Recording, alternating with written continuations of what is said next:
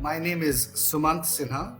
I'm the chairman and managing director of Renew Power in India. It was back in 2008. That's where I started looking at the whole area of climate change and sustainability.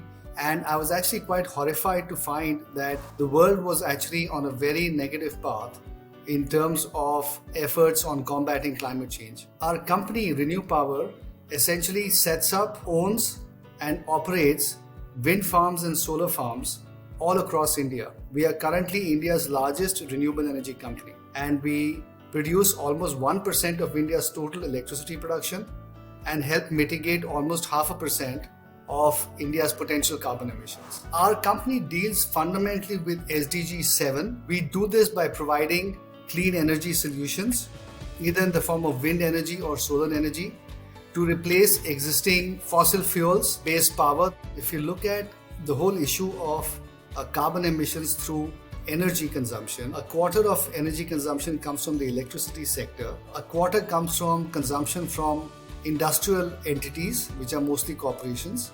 It's really the corporates who have to decide not to consume only clean energy and really only buy energy that is generated without carbon emissions. Incredible thing is that energy accounts for 3/4 or more of all carbon emissions. And if we can take the whole area of energy and electrify it and decarbonize the electricity supply itself, then essentially you've more or less solved the issue of carbon emissions.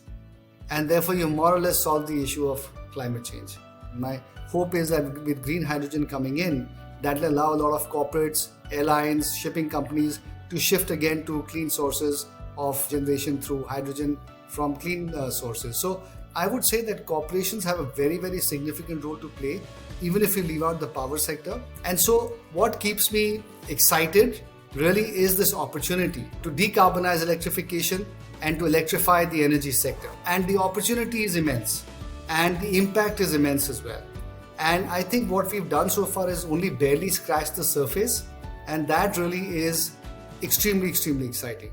And that is really what keeps me motivated to keep going. I am really very honored to receive this recognition from the United Nations as an SDG pioneer.